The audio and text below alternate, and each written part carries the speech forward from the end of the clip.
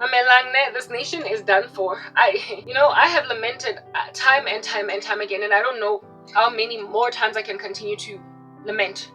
All right. South Africa is a black country. It's got a majority of black people. And so therefore frustrated white folk that live here, for them to be so upset at black defeatism that they would do nothing humane on behalf of, in particular, black people, when black people do a typical black thing by hurting other black people, when they stand back and say, let them just ruin themselves, let them defecate where they eat, and let them just burn themselves to the ground.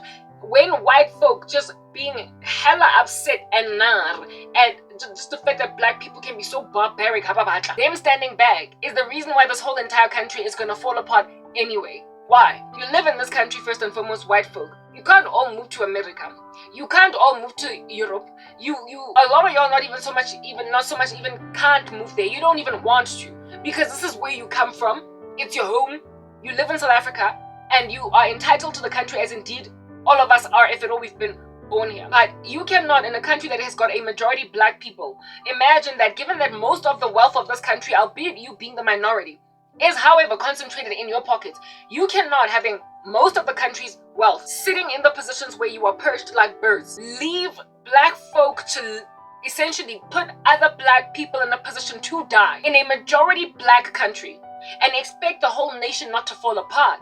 Because black people make up the majority of the country. So if you white folk don't come through for the black people that are enduring black defeatism, you are essentially shooting yourselves in the foot, because there are too many black people for you to stand back and watch other black people destroy them. Because if they get destroyed, you can't eliminate the majority of people in the country, because then on that day you're going to be living in a ghost town, a dystopian nightmare, what would be the tantamount of like some Orwellian night, like just some apocalyptic zone. Because if you exsanguinate or obliterate or eliminate the majority of a people in a country, you destroy that country. This nation will never be majority white. This nation will never be majority Indian. It'll never be even majority colored. It'll always be majority black. So when you stand back against black defeatism, even though you know what is right to do, and even though you know that it's not all black people that are this crazy, only those among us who are in the elite that are harassing the rest of the black majority, keeping all of us poor, you're essentially destroying your own South Africa. And that is why this country is falling apart and is judged under God.